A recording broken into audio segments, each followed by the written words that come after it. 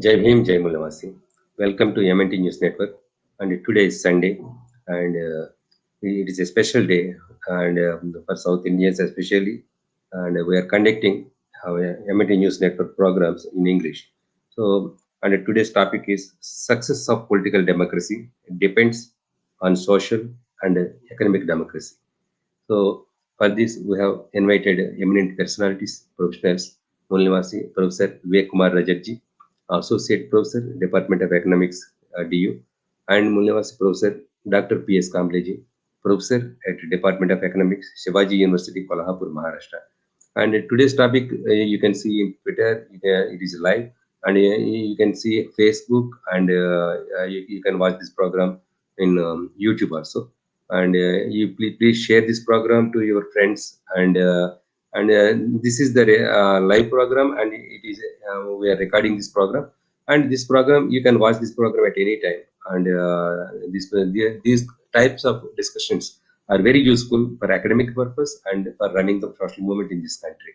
So today I would like to welcome our guest speakers, Dr. P.S. Kambleji. Welcome, sir. Jai Bhim, Jai Mulawasi, sir. Nice to meet you. Nice to meet you. Thank you very much. Thank you, sir. And Dr. Vivek Kumar Rajatji. Welcome, sir. Jai Bhim, Jai Mulawasi, sir. Jai Bhim, just, Jai Bhim, and Jai Bhim to all. Jai Bhim, Jai Mulawasi, sir. Thank you, sir. And just I would like to brief the topic. Success of political democracy depends on social and economic democracy. It is an interdependable subject, and democracy means rule by the people. The name used for different forms of government, where the people can take part in decisions that affect the way their community is run. The people affect their leaders, elect their leaders. These leaders take this decision about laws. This is commonly called representative democracy. Democracy rests upon principles of majority rule and individual rights.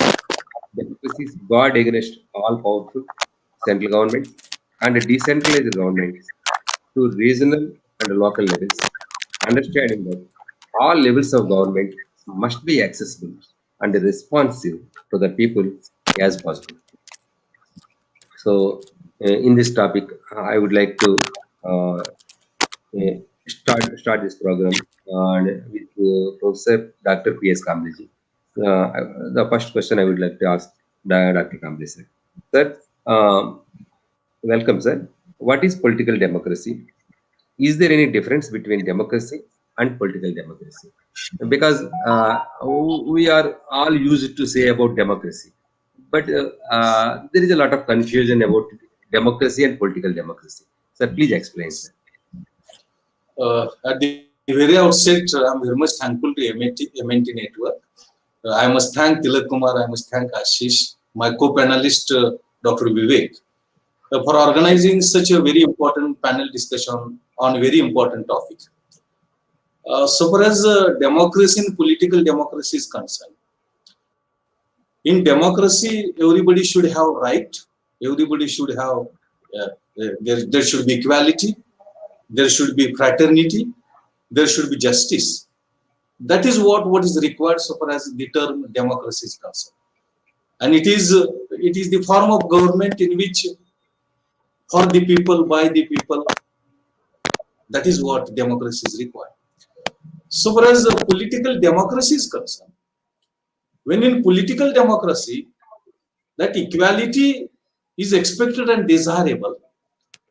One person, one vote, one value. One person, one vote, one value. That is exclusive equality. And what all policies which are being formulated by the government in the political democracy, those are expected to be formulated whereby we will be in a position to give a status of one person or one individual, one vote, one value. That is, there is no differentiation or disparity so far as person and vote and value is concerned. And the efforts are being made so as to provide for equality, justice, fraternity. It is called as political democracy. So whatever decisions which are being formulated, whatever policies which are being formulated by the government as a form of democracy or democratic government, there it is expected that the equality treatment should be given to one and all. If he belongs to a rich strata of the society, he is having more importance and his value is having a more value that is not expected and desirable. What is expected, even that person may be from poor strata, that person may be socially deprived community, that person may be forward community from the forward community social group, that person is equal to person, vote and value, and it is applicable to all people of all strata, poor, rich, labor, owner, farmer, labor, etc. Or maybe the strata, maybe male, female, maybe socially deprived communities, scheduled caste, scheduled tribe, OBC, open general category, etc. And when everybody has given equal treatment, no discrimination, no exclusion, no disparities there, and the efforts are being made by the governments to formulate such policies in the democratic form of government, that is known as political democracy. To be very simple, one person, one vote, one value, and no exclusion, no discrimination, no disparity at all. That form of government is known as political democracy. It is called as political democracy, whether he is an adult or whether he is an old person, whether he is a male or whether she is a female, that doesn't make any difference. Every person is equal. And that equality is to be maintained, it is to be protected by assigning one vote, one value. All votes and all values are equal. Their values are equal. When in that direction the efforts are being made, that form of government is called as political democracy.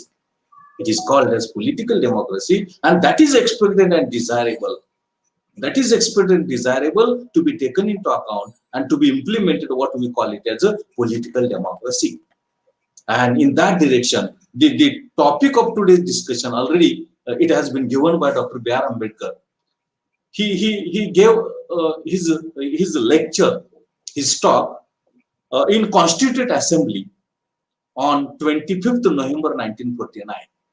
And at that time, he has tried to explain how the political democracy different from social democracy, and it is different from economic democracy. When we accept political democracy, when we accept constitution, that can take precaution of political democracy, but that is not sufficient and adequate. It is more than that what is required. Special and purposeful efforts are required. As the result of that, we will be in a position to maintain and protect not only political democracy, it is social democracy and economic democracy also. So all the forms of democracy might be political, social, and equal. They should go hand in hand. There should not be political democracy ahead and social and economic democracy is far behind or lagging behind. That should not be there. And that precaution was stated by Dr. B.R. Ambedkar when Dr. B.R. Ambedkar submitted Constitution, and he gave last talk on in the Constituent Assembly. That time he has said, when we accept democracy, political democracy, when we accept Constitution, that can enable to maintain political equality, but at the same time, purposeful efforts are required. Very purposeful attempts are required to maintain social and economic equality as well. Only political democracy is not in a position to bring about social and economic democracy. Purposeful efforts are required. Otherwise, there will be controversy. There will be contrast. And that controversial situation can lead to collapse of the political democracy as well. In that direction, the analysis which Dr. B.R. Ambedkar has given in 1949, when we try to apply the significance and relevance of what Dr. B.R. Ambedkar spoke in this Constituent Assembly lecture or talk, it is exclusively relevant today. It is exclusively very important today. Also, in that direction, we should try to analyze how Dr. Ambedkar was a visionary. He was a visionary. As the result of, he said, we should not only stick up to political democracy. In addition to that, Very intended efforts are required, very purposeful efforts are required. As the result of that, political democracy will be maintained by the constitution, but at the same time, the provisions are there in the constitution that will enable us in arriving at social and economic democracy also. And we should not neglect social and economic democracy. For us, it is equally relevant like that of the political democracy as well. And if we fail in maintaining social and economic democracy, political democracy also cannot be retained. It also cannot be protected. It also cannot be preserved. And therefore, 70 years back, 70 years, more than 70 years back, what Dr. Ambedkar cautioned, we didn't take that message seriously. And when we try to apply his thoughts today in the context of the present scenario of social and economic democracy in India, how visionary he was, how in the real sense of meaning the constitution he framed, and he was visionary in making provisions in that constitution. That is of crucial importance. In that direction, there is a need for analyzing his talk in the Constitutional Assembly on how only political democracy is not sufficient and adequate. In addition to that, we should go, or political, social, and economic democracy should go hand in hand, and that provisions are there in the Constitution of India. So we should take Constitution very seriously.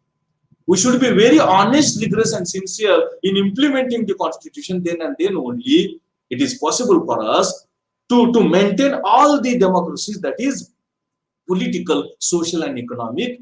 And if we neglect political, that social and economic democracy, political democracy will not sustain. It will not sustain. It will be collapsed.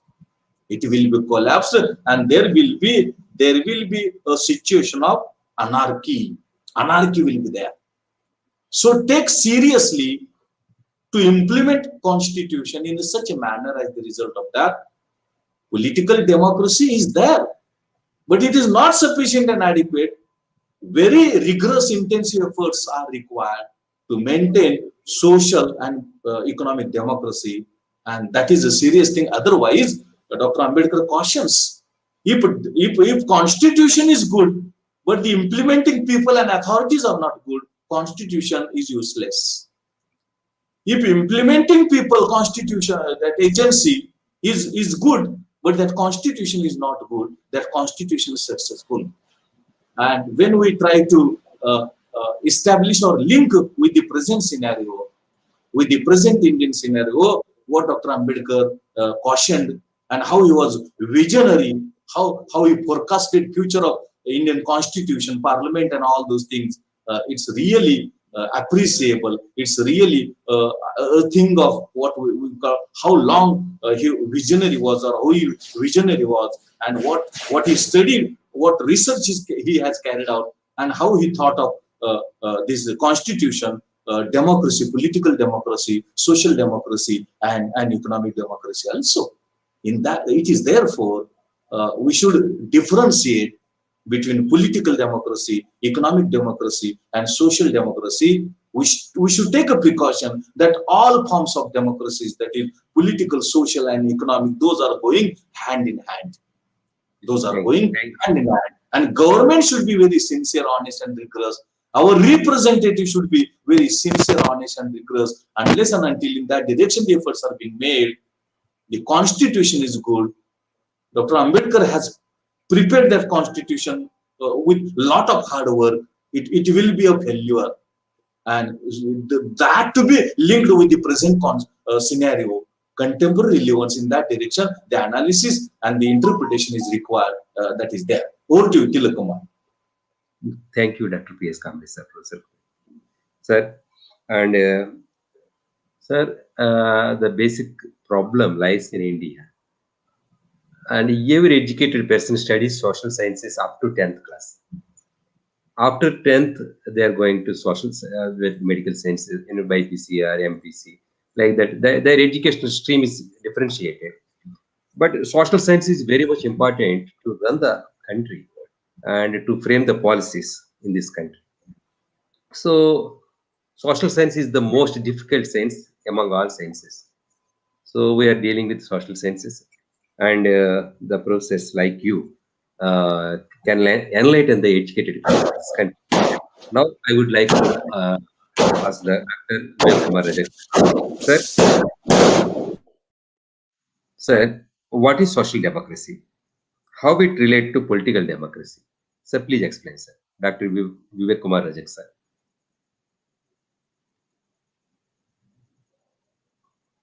Sir, please unmute.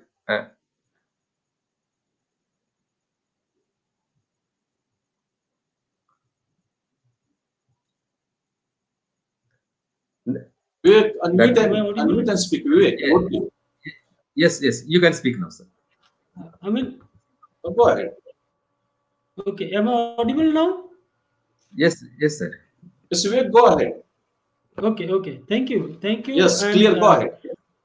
yeah, so as far as your question about social democracy and its relevance on political democracy is concerned, before that, I mean, before I answer that, I mean, I'm really thankful to this MNT News Network, and I'm also glad that I'm sharing this dash with Professor P.S. Kamble, Thank you, sir. whom we have been admiring since long, for last 2-3 decades. Secondly, this topic is so relevant because and this month only, I mean, as Professor Kamble rightly said, that on 25th November 1949, Dr. Ambedkar had cautioned this nation while delivering his last address to the Constituent Assembly. So, social democracy basically is a socio-economic system, okay, with emphasized policy, economic and social policies which can bring equality and equity in the society. Okay, this is what I perceive social democracy. Because why he said social democracy is so important, because we know that there was huge social inequality in the country, and this social inequality is multidimensional and multifaceted. Why multidimensional? Because you see, there is gender inequality in a household. Male or female have no equal rights. Okay, so social rights, or in the value system, the kind of value system that is there with person in the family will have higher social status than a female.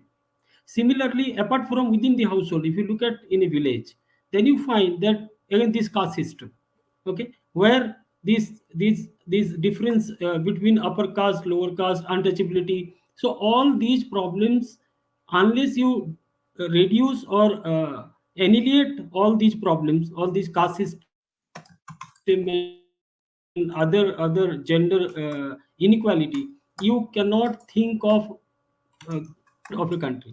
Okay, so why he was saying this? Not only because that he wanted to bring at par all the lower caste people with the upper caste people, rather he wanted India to be a developed country. So unless you alienate, unless you dismantle these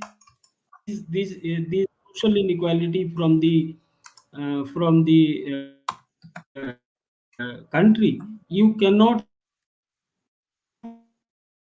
think of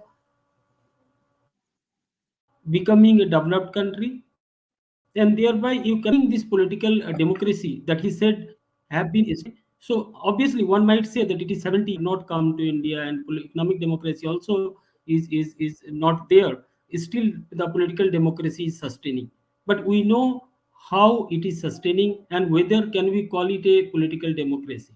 I mean, are people free to vote? Are people free to decide? Okay, so I mean, obviously there are various questions that one might ask while looking at the kind of practice that kind of political practices, political processes, political uh, development that have taken place. Okay,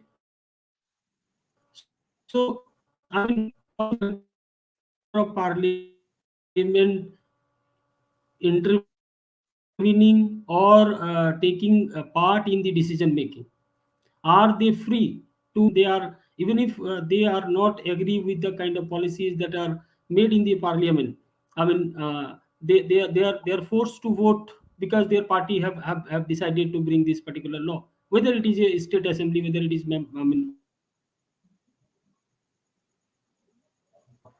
my point is that we really need to think what Dr. Ambedkar said about social democracy, and he correctly said that it is very much linked with the political democracy, because unless you bring social democracy, you cannot sustain this political democracy. Okay, so the political democracy, one vote, one person, one vote, one value. I mean, it is okay. Okay, and a lot have been achieved. I mean, obviously, but the point is, where is the social democracy? Does everybody in this country, whether it is a case of gender, whether it is a case of caste, whether it is a case of religion, whether it is a case of region, okay, I mean, we have seen that the conflicts between different states, okay, or people from one state, how they are treated in other state, okay. Sometimes, I mean, it is not always the case, but so this social inequality, having equal status within the household, having equal status within a village, having equal status within a state, and across a state. This is how he thought of bringing social inequality. Okay, so even today, after 72 years of what Dr. Ambedkar said in 1949, okay, even our main identity in this country is not Indian. Okay, we say I mean, somebody from Bihar say I'm Bihari, somebody from Maharashtra will say I'm Marathi. So that national identity, okay, along with obviously regional mm, mm, uh, from whatever state you belong to, your regional identity, your state identity, okay, is very important. So social democracy is a broader concept, okay, and without having a social democracy, having equal rights of each and every individual in the economy, it's very difficult to having a sound. I mean, what I believe that these three concepts, social, economic, and political democracy, are not mutually exclusive. They are mutually inclusive.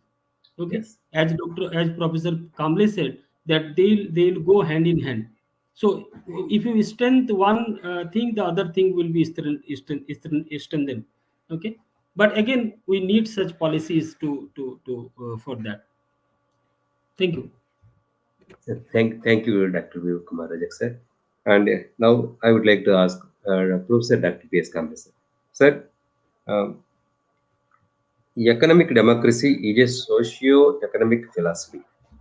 Sir, even though it is a simple statement, there is a lot of meaning in this statement.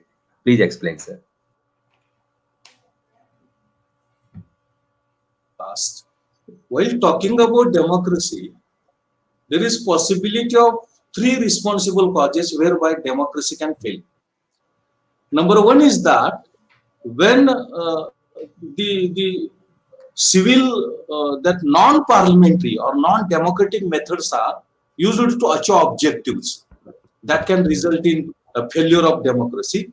Dr. Ambedkar described it as a grammar of anarchy.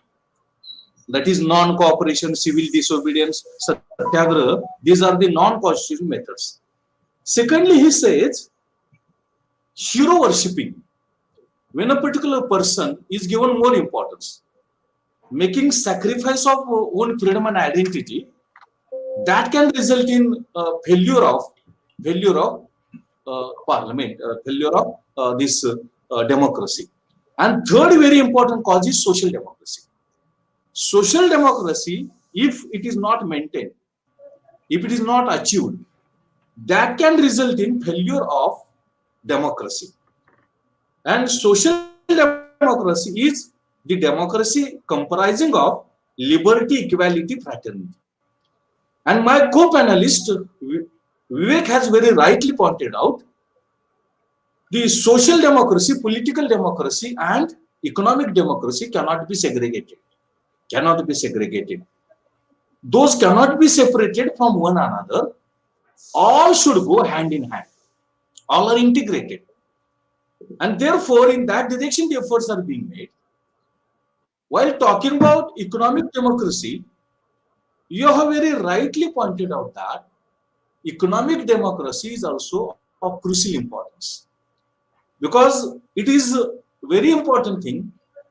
We should take into consideration that on the one hand, economic democracy cannot be separated from political and social democracy. And unless and until at a time we endeavor for realizing and achieving all these forms of democracies, that is political, social, and economic, it is not democracy in the complete sense of meaning. That complete democracy is possible, it can be realized, it can be materialized then and then only when at a time we attempt for achieving, maintaining, preserving political, social, and economic democracy. And there is a very close linkage between economic democracy, social democracy, and political democracy. First of all, talking about economic democracy, already you have very rightly pointed out that economic democracy can result in social and political democracy. What is economic democracy? Economic democracy means there is a right of every person over the productive resources in the economy in the country. Might be natural resources, might be physical resources, might be financial resources, whatever the resources which are available, those enable us in realizing and achieving economic growth or development of the economy. We may call it as a socio-economic development of the economy. On the one hand, all resources are required, that is natural, physical, and human as well. But talking about natural and physical resources, there should be a right of every individual over the resources. And prominently, there should be equality in the distribution of these resources among the people in the society as a whole. This means that there should not be any inequality so far as access to these resources, productive resources, is concerned. Otherwise, that can result in widening and intensifying economic inequality in that country. And it is therefore, on the one hand, everybody has a right over the resources, that is natural, physical. At the same time, there should be equal distribution of resources in the economy. And unless and until in that direction the efforts are being made, there can be inequality. And that inequality will widen and it will become intensive. And it is of crucial importance that we should try for access to the resources and equality in the distribution of resources. If there is inequality or resources are wasted in the hands of a few people in the society, that can result in unequal distribution and economic inequality. Consequently, that can hamper social inequality. And when social inequality is hampered, naturally, that can hamper political inequality also. Because those cannot be segregated. Those cannot be decomposed. So, economic democracy is very relevant, that can enable social democracy, that is equality, fraternity, and liberty. At the same time, social democracy is very important for realizing and achieving democratic or political democracy. And it is therefore the basis of social and political democracy is economic democracy. And it is therefore whatever the resources, land might be there, industry might be there, financial resources might be there, physical resources might be there, everybody has access to the resources. On the one hand, equal distribution is required. Otherwise, if inequalities are there, one reference I want to give, that one book was published. The title was Capital in 21st Century. And in that book, how the inequalities are growing across the globe in the world, that has been analyzed. And if in that direction the efforts are being made, there will be widening and intensive economic inequality, and that consequently, naturally, hampers and discards social inequality, social equality.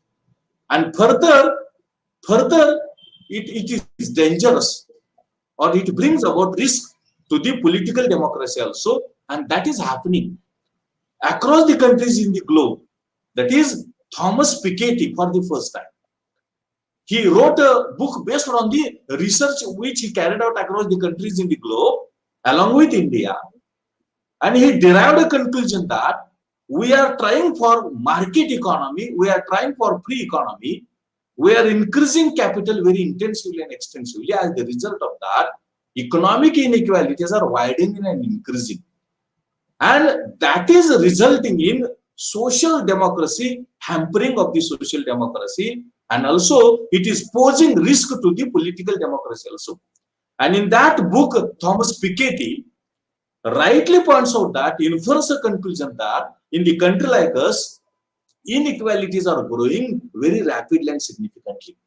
For your kind information of the audience, during the corona pandemic, the period of more than 1.5 years, there is a very significant increase in economic inequality.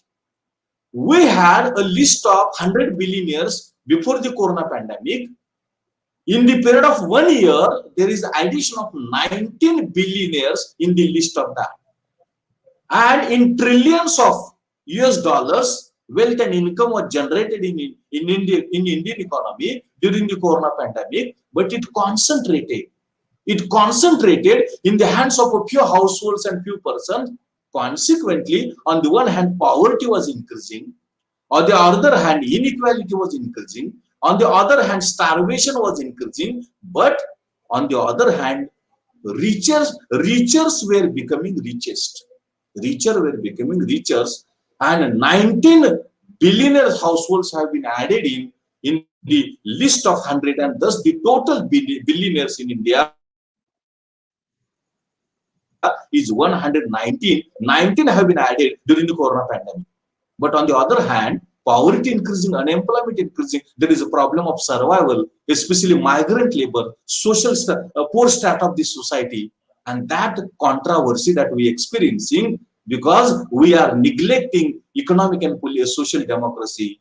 We are concentrating on political democracy, but we are not rigorous and sincere and honest in realizing and achieving political democracy. Also, we are amending constitution. We are not taking into account spirit of the constitution. Just we are amending constitution for privatization. We have a belief that, we have a thought that reforms means privatization. Reforms mean privatization, and privatization resulting in more liberal and market economy of India. There is a risk and danger of whether the mixed economy identity of India will retain or sustain or not, or it will be vanished. That is happening because on the one hand, we are not rigorous, sincere and honest in realizing and achieving political democracy on the one hand, and we are exclusively neglecting social and economic democracy, exclusively economic democracy. As the result of that, social democracy is being hampering, and the end result is political democracy is in danger. In the name of reforms, we are just privatizing and amending the constitution by neglecting the spirit of constitution, that is equality, justice and fraternity. That is what social democracy, and we should endeavor for economic democracy. Otherwise, social democracy cannot be realized, it cannot sustain, it cannot be achieved. Even political democracy can be in danger, and that is happening, that we are experiencing in the contemporary India, in the present India that is there. And it is therefore, on the one hand, we should have, everybody should have access to productive resources, and there should be equality in the distribution of resources. And therefore, Dr. B.R. Ambedkar in 1947, he wrote one book, that is States and Minorities. Actually, States and Minorities is a memorandum of his social organization, that is Scheduled Caste Federation. And he didn't know whether he will be a part of drafting of the constitution, and he suggested a social inclusive development model for India. And in that States and Minorities, he has given how the nationalization of the resources is required, how the land should be a state industry, how agriculture should be a state industry, how cultivation of land should be based on collective farming and cooperative farming. and how the distribution of industry between private and public sector should be there. As the result of that, balance will be maintained. And supplementary to that, very important thing Dr. Ambedkar talks about in the states and minorities, that is, there should be complete monopoly of the government over insurance, and there should be representation to the deprived communities, socially deprived communities, in employment, education, and in political area also. And supplementary to that, it should be the sole responsibility of the government so far as educational development in general and higher educational development in particular. But when we try to link, when we try to associate present scenario of education, asset, inequality, poverty, unemployment, what I feel is that we are exclusively neglecting social and economic democracy. We are concentrating on political democracy, but it is half-heartedly. It is half-heartedly by neglecting spirit of the constitution, that is equality, justice, fraternity. Just we are going for privatization. We are looking at privatization as a magic of rapid and all-round growth of the society. We are exclusively neglecting how it is hampering inequalities, economic inequalities, how it is hampering social inequality, how it is hampering poverty, increasing unemployment, and survival of the poor strata of the society. It is therefore, on the one hand, we are not sincere, rigorous, and honest in realizing political democracy in the spirit of Constitution of India. We are exclusively neglecting economic democracy. There is no access to the poor strata of the society. There is no access to the deprived communities of the society to the resources. But on the other hand, inequalities are growing, wealth income is concentrating, consumption expenditure is concentrating in the hands of a few richest strata of the society. As the result of that, during Corona pandemic period also, 1.5 year, there can be addition of 13 billionaires in the list of 113. That is magic.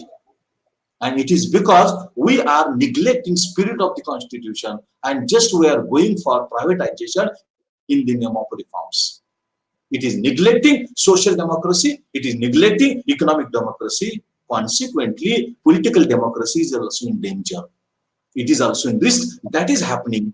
And in the contemporary India, what Dr. Ambedkar talked in 1949, we should take it very seriously. We should take it very sincerely, honestly, rigorously. Otherwise, what Dr. Ambedkar suggested, what Dr. Ambedkar cautioned, constitution might be good, but people implementing constitution, if they are bad, constitution remains always bad. If constitution is bad, but the implementing agency is very good, very honest, sincere, rigorous, social justice, equality, fraternity believing, then that can be a successful constitution, and that can result in political, social, and economic democracy also. And therefore, in states and minorities, he has given a model of social democracy, economic democracy, and consequently political democracy as well. And he didn't know whether I will be part and parcel of drafting of the constitution.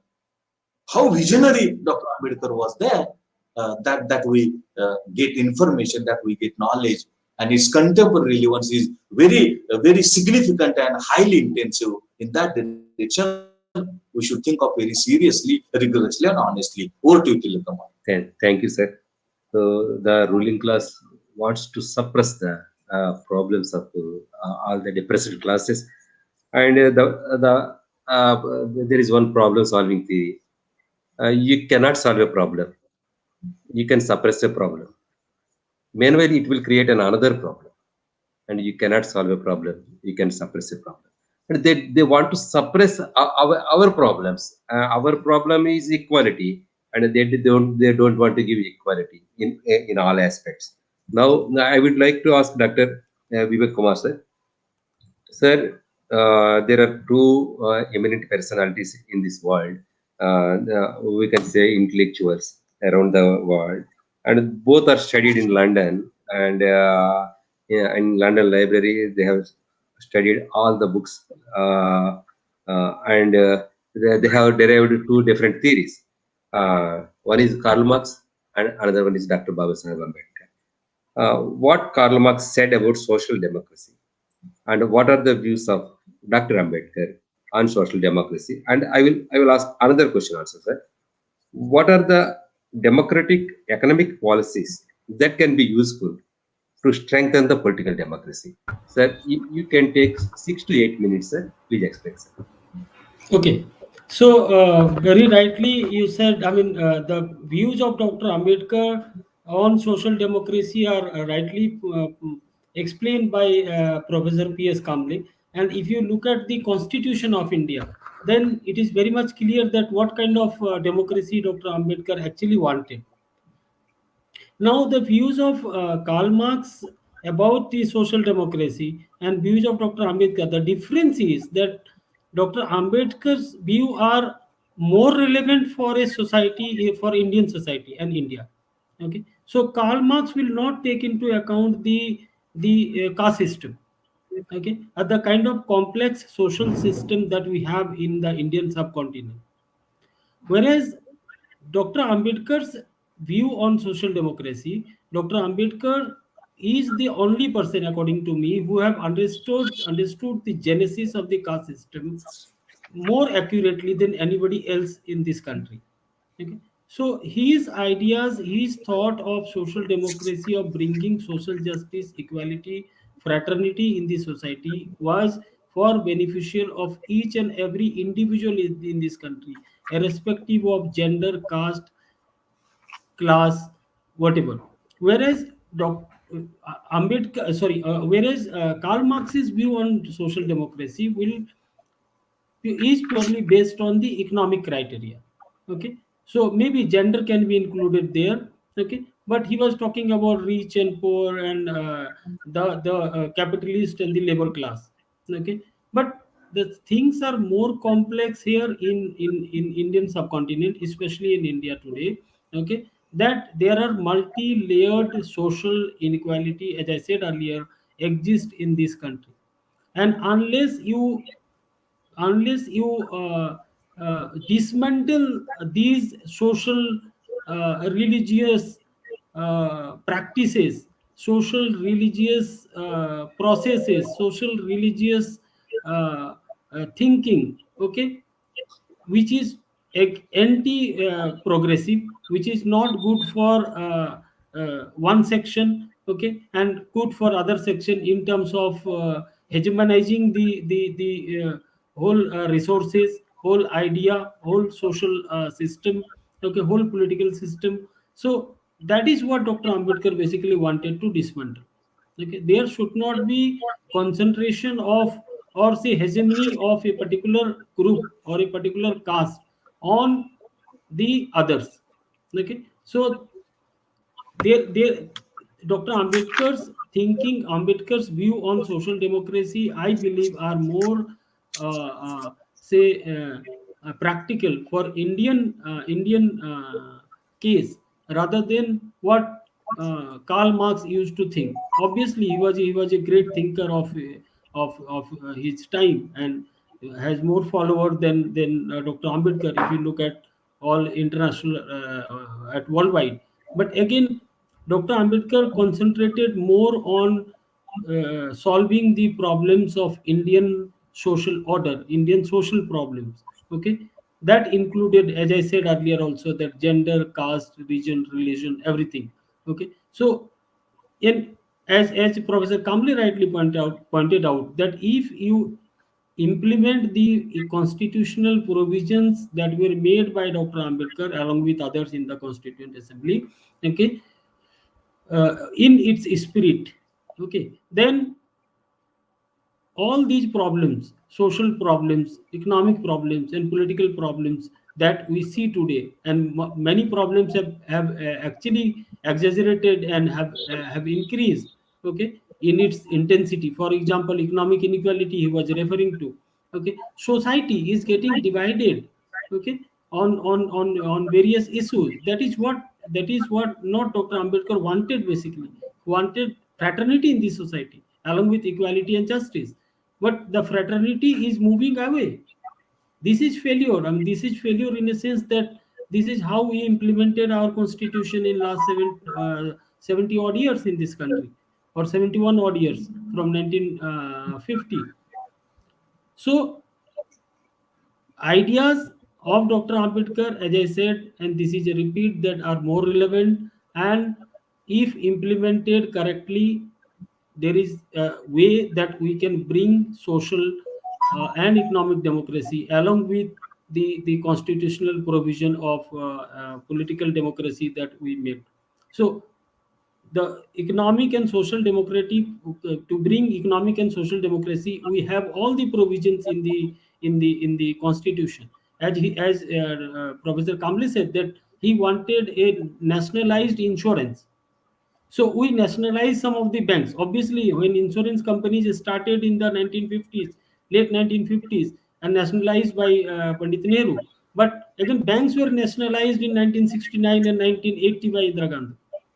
But what is happening in the post-reform period, so-called reform that was implemented in 1991 July? What is happening in the post-reform period is basically what Dr. Ambedkar and our other policy makers and other constituent makers and wanted, basically, in order to bring social and economic democracy in the country. Okay, so this is going against what they were thinking in 1950s, in the 40s and 1950s, because they knew that without economic democracy, without giving equal right about on the resources, on economic resources, without giving equal social status to each individual, it is not possible to sustain this political democracy. I mean, we have seen a lot of disturbances, though the disturbances have not been pan India. Okay, so we have seen the Naxalbari movement, we have seen the other problem in Punjab, we have seen the social movements in Tamil Nadu, in Maharashtra also. Okay, we have seen the socio-political movement by Manyoor Kansiram in Western Uttar Pradesh. Okay, but these were the result of the kind of suppression that were made during last 70 years. But we need many more such social movements, I think, to bring social inequality, because those who are ruling the country, those who have the power, are not, they do not want to uh, they do not want social and economic democracy in this country. Okay, they want to enjoy the hegemony through this political democracy that was implemented in 1950 January, but they don't want to give social and this is irrespective of caste. Why I'm saying this? Because if you see the kind of political system that we have, even if the scheduled caste, scheduled tribe, or other backward people from these communities are becoming member of parliament from the so-called nationalist parties, but they don't want to bring change because that suits them. So we'll have to again think that whether we need to adopt a kind of political system that can make them more accountable about their own society. So the demand for separate constitution by Dr. Ambedkar, okay, and the Pune Pact, oh, you all remember why he wanted a separate constituencies, okay. So I think there we made some mistakes, but again, it is true that without bringing social equality, without bringing economic inequality is going just reverse. Okay, I mean, in the post-reform period, this is the highest ever increase in inequality in this country. Okay, than before. So I don't know. I mean, we do not have ready-made solutions for this, but certainly the Karl Marx's idea will not work for India. It is Dr. Ambedkar who is to be read, who is to be studied, who is to be uh, mm, uh, mm, yeah, each and every child, each and every student, whether he is or she is in college or school, should read Dr. Ambedkar in order to bring change in this country. Thank you. Over to you, Tilak Kumar. Thank you, sir. Thank you for your alarming remarks. So these remarks shall be noted by our intellectuals. Sir, I would like to ask Dr. P.S. Kamble, sir, Professor, sir. Sir, politics of India works within the framework of the Indian Constitution. What is the role of social democracy to strengthen the political democracy? And what is the status of political democracy in India? How to strengthen political democracy? Sir, our time is very limited, and you can explain within 5 to 6 minutes, sir. Okay. Very, very relevant question, Tilakumar, you asked. So far as the present status of political democracy is concerned, it is in danger only. And the very responsible cause is we have neglected social and economic democracy. So far as social democracy is concerned, there is a need for equality, fraternity, and brotherhood. Equality, fraternity, that is required. But that is not happening. That is, liberty should be there, equality should be there, fraternity should be there. But we are neglecting. We don't have liberty. If anybody speaks against the government, if anybody writes against the government, it is considered as a criminal issue. So liberty is restricted. It is being restricted. Same is the case of writing. And it is therefore, on the one hand, liberty is in danger. It is being restricted. At the same time, that fraternity we are losing. Fraternity we are losing because when there is a domination of religious thoughts and issues, when religion becomes prominent, then fraternity cannot be maintained. It cannot be realized and materialized. It cannot be achieved. And we have domination of religion. Political parties have agenda of religion. Our representatives have agenda of religion. Ministries can have an agenda of religion. And when there is a domination of religion, when there is a domination of caste politics, creed politics, then that can hamper social democracy. That can adversely affect liberty, equality, fraternity. And very importantly, we are exclusively or largely neglecting economic democracy because everybody has no access to the resources. As the result of that, in crores of number, people are poor. And we are very much, what I should say, insensitive, looking towards the poor. Because we didn't identify poor properly. We didn't identify and measure poverty properly. Our definition of poverty line is very inadequate. It is very narrow. We are saying if per day per capita 37 rupees are there in cities and metropolitan cities, that person, that individual is above the poverty line. And in rural areas, if per day per capita income or consumption expenditure is 32 rupees, he is above the poverty line, he is not poor. So if we have failed in identifying poor, what are the policies, measures and remedies that we try for implement or attempt for their implementation, that cannot succeed, that cannot be successful. And therefore, on the one hand, poverty is increasing because we failed in identifying poor. Our poverty line is very inadequate. 37, suppose in Delhi, Vivek Kumar is staying in Delhi. If 37 rupees are given, how a person can take dinner, lunch of in Delhi of 37 rupees? And in a village, in any village, that might be in Delhi or might be in Maharashtra, whatever may be the location, how 32 rupees, in 30 rupees, he will take dinner, lunch? Not possible at all. That's our poverty line. On the one hand, we neglected and we have purposefully excluded identifying poor. So whatever policies or measures or remedies being implemented, those have failed in tackling the problem of poverty. On the one hand, no efforts are being made towards generation of employment, and unemployment is increasing very rapidly and significantly in a skyrocketing rate. During Corona pandemic, unemployment rate was 24%, 23%, 21%. Now it is more than 12%. And economic theory tells us that rate of unemployment 3% is sustainable. It is known as natural rate of unemployment, and that can be there in any economy, any country. because technological changes, policy changes, changes in the taste and habits of the people, that can result in that natural unemployment. But our unemployment is more by number of folds and number of times. At this moment is 12%. Again, the present scenario is employment is falling and unemployment is increasing.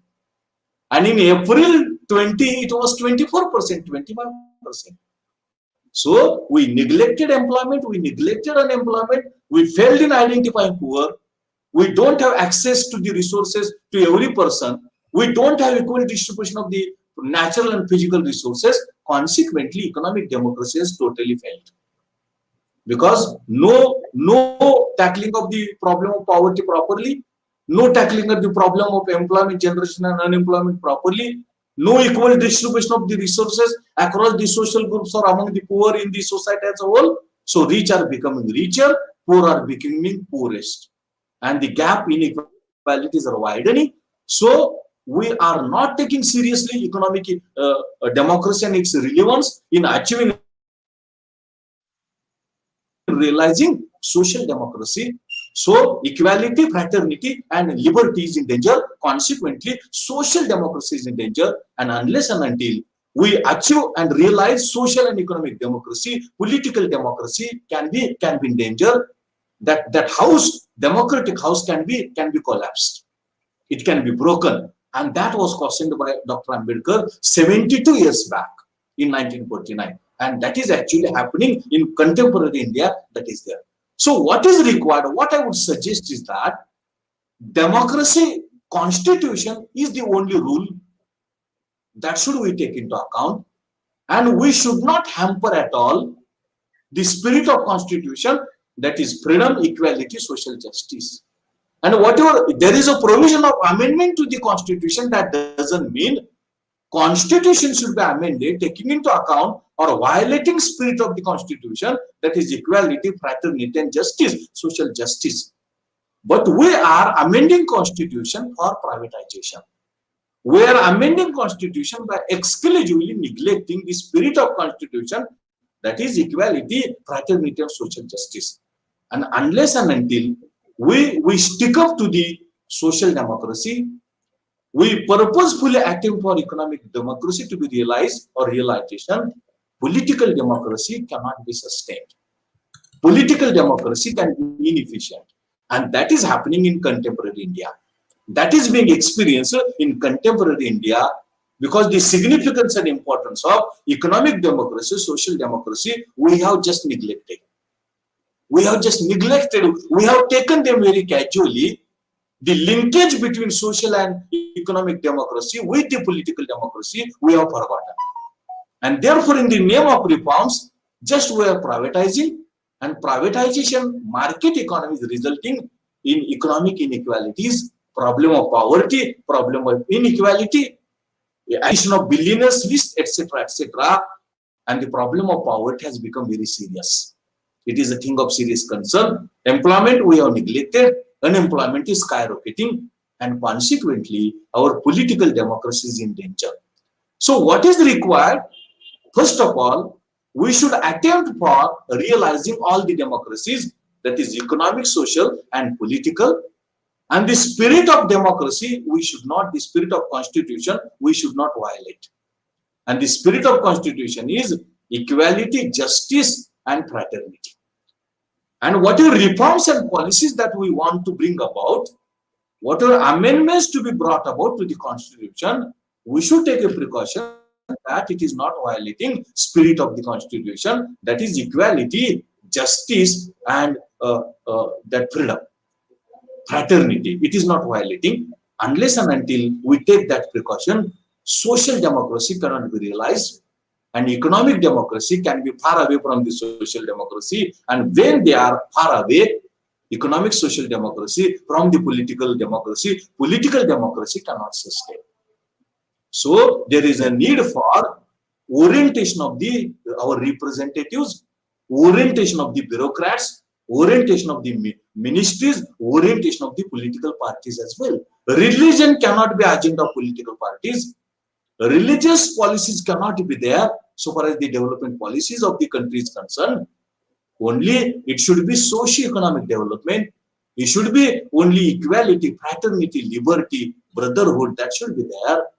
And unless and until in that direction, and political parties are very much aware. Political parties are very much aware of the integration of social, political, and economic democracy that cannot be realized. And what Dr. Ambedkar cautioned 70 years back, it is actually being experienced by Indian Constitution, Indian democracy.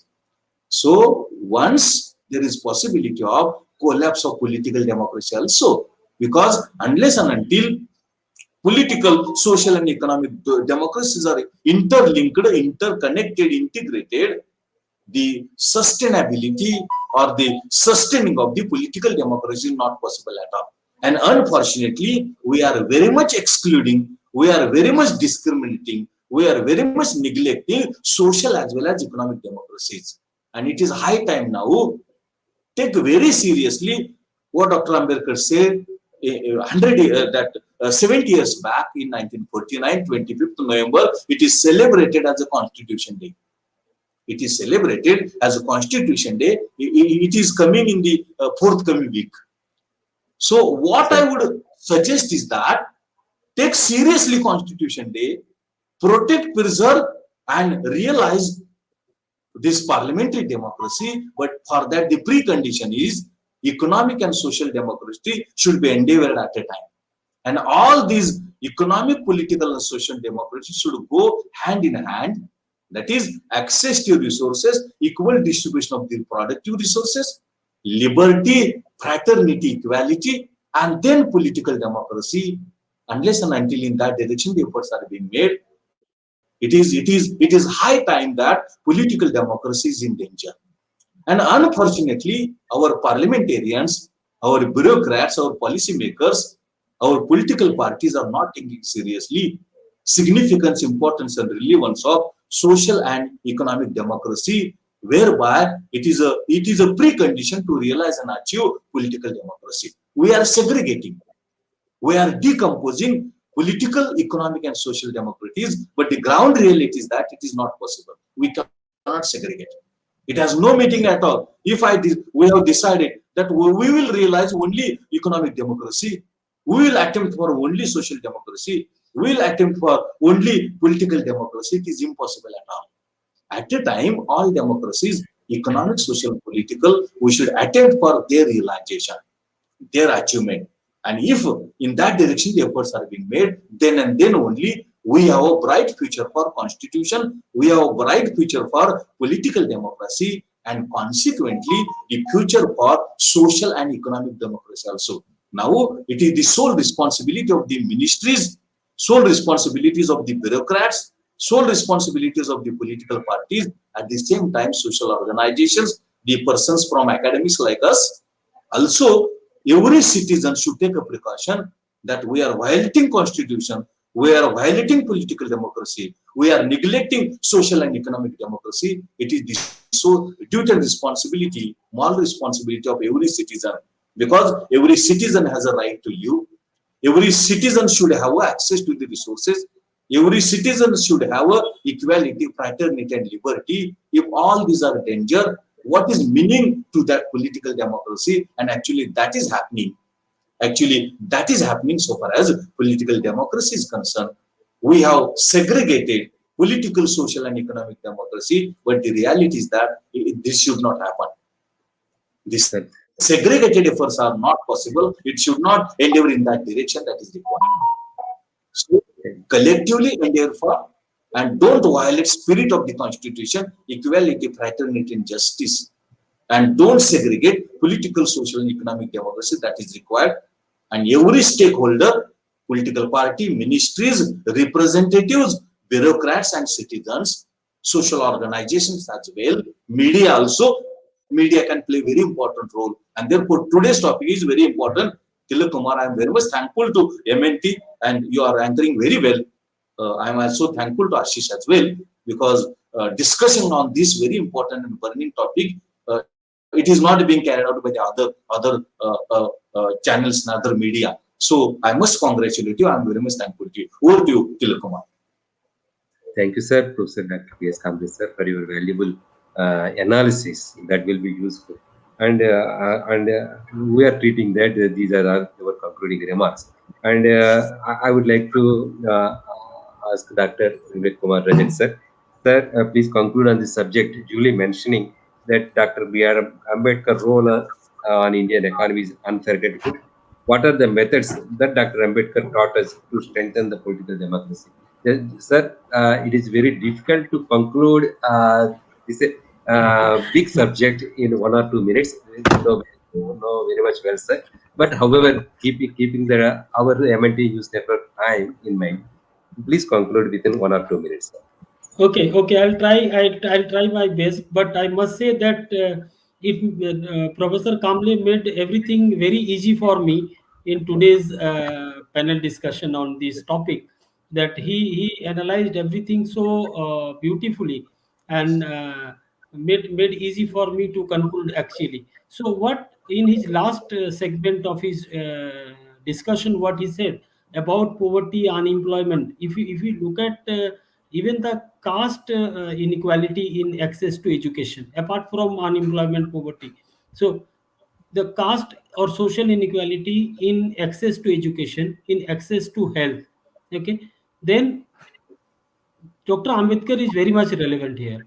Okay, Dr. Ambedkar's work, I mean, there is no time that we can discuss each and every thesis and books that he wrote on economics. But as all of us know that Professor Amartya Sen said that Dr. Ambedkar was his father in economics. So people are reading him. I mean, Amartya Sen, if reading Ambedkar, what I said, each and every professor, each and every student, each and every faculty members, each and every policy makers should read Dr. Ambedkar. That will create huge impact on our thinking of the Indian society and how to bring development in this Indian society, development in true sense.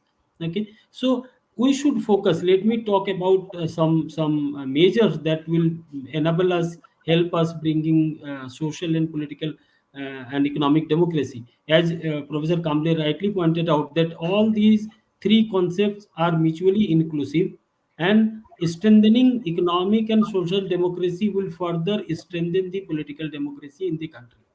But I think जैसे लोग कहते हैं ना हिंदी में नियत में खोट है so they do not want a mature and strong political democracy if because on paper you can say that there is one vote, one power, value, everything, but actually are they free? Initially in my initial remarks I said, are they free to exercise their vote, or are they, the votes are purchased by, in the name of nationality, in the name of religion, in the name of caste, or by giving some money or giving some other things? So that is not political democracy. Okay, so if I am given 2000 rupees or some other thing for voting some political party, this is not a mature democracy, this is not a mature political democracy. So unless social and economic democracy are brought, I mean, political democracy cannot be strengthened and mature. Okay, so let us work towards making all these democracies, overall democracy, is strong by making it more inclusive. Okay, reduce the inequality and access to education, reduce inequality in access to health services, health facilities. Okay, reduce inequality in access to labor market, employment. Okay, so all these measures, bringing policy of inclusiveness, will basically strengthen all the social, political and economic democracy in the country. When I say inclusive, I'm very clear, and I'm very particular about the gender and the caste inequality that exists in this country. Okay, so representation and decision making. So we all are teaching in different universities. Professor Kamble is there for last more than 3 decades. I mean, how many professors are there in academic council and executive council? How many professors are there as a vice chancellor or principal in the colleges? Will matter whether the social democracy, economic democracy will strengthen, and then the political democracy. Okay, so this decision making should be democratic. That means all sections should have equal say in the decision making. But scheduled caste, scheduled tribe, OBC people are not there as a decision maker. Only giving one or two ministerial berth in the cabinet in the state and central union government will not make this a social democracy. At each and every, because country is not run by only few leaders, ministers and the bureaucrats. Each and every citizen in this country are contributing towards running of this country. Even a small laborer who is working, he also is contributing in the nation building. So for each and every field, I think we should have democracy. That means include each and every stakeholder in the decision making, what they want and how things will be done. Okay, so our representation, our means the people, female, the scheduled caste, scheduled tribe, other backward classes should have equal representation in the decision making. That will strengthen all the three social, economic, and political democracy in the country. That are my concluding remarks, and I must thank Professor Kamble and Tilak Kumarji, Ashish ji, and MNT News Network for keeping this topic. I think we should have another round. By obviously other panelists on this, because this is an important period. This is an important month. Okay, so 26 November is very nearer. Okay, where Constitution Day is celebrated. Professor Kamli just said. So let us have some more discussion on social, political, and economic democracy. Okay, thank you so much. Thank you so much for having me in this panel. Thank you, Dr. Vivek Kumar Rajat sir, and thank you, Dr. Professor Kamble sir, for giving enlightened analysis. And today's analysis definitely will bring pressure on not only politicians, but also it will put pressure on bureaucrats and other economists also, those who are working and dealing with the economy of this country. And a lot of discussion is required. Further discussions are required to discuss about Indian budget and how much they are spending, how much it is they are receiving money, and how much they are making expenditure in this country. So these topics are very relevant to bring social, economic, and political democracy in this country. Thank you for your valuable remarks and valuable analysis, sir. And we'll meet you again and again. Thank you all. And listeners, thank you very much for listening this valuable topic. And this topic will be useful not only for politicians to run this country. And this topic, today's discussions are valuable and useful for bureaucracy, people working in bureaucracy, and press people also, because so many news networks are not touching these valuable topics and not discussing in their channels.